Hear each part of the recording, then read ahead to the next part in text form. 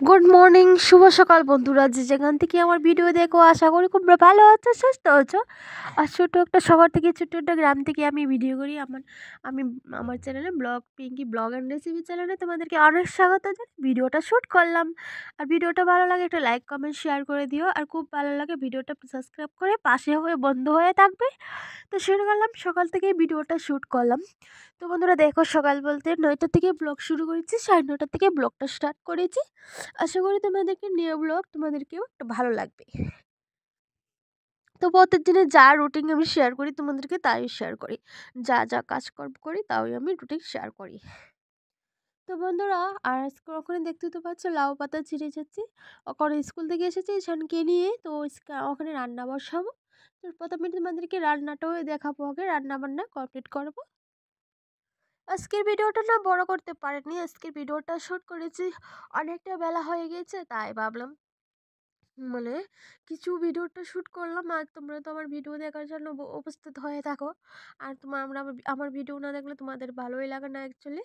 আর কি বলবো তোমাদেরকে, আর ওখানে দেখো টিফিন খাচ্ছি, কি করব। আর অ্যাকচুয়ালি রান্না বান্নাতেও দেরি হয় হয় মানে সকালে তো আমার খাওয়াই হয় না, দুপুরে খাওয়া হয়।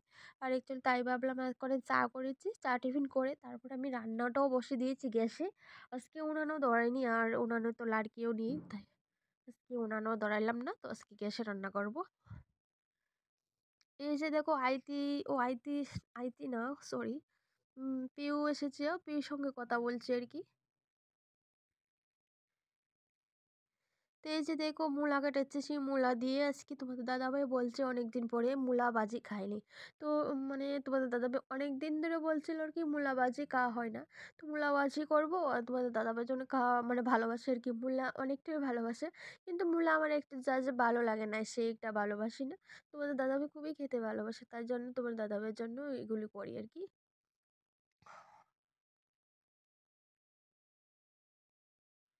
তো এখানে মূলা ভাজি রান্না করব, আর গড়ের ডিম।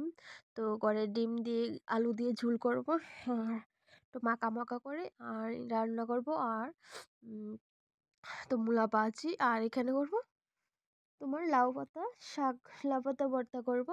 তো এগুলি রান্না করব। আর পাটার মাংস হচ্ছিল, পায়েল তারা করতে পাটার মাংস দিয়ে গিয়েছিল আর কি।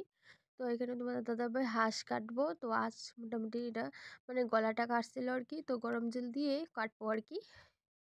তো হাঁসের মাংসটা কালকেই তোমাদেরকে রেসিপিটা দেখাবো, কালকেই তোমাদেরকে দেখাবো আর কি। আর আজকে যতটুকু করেছি এতটুকু শেয়ার করেছি আর কি।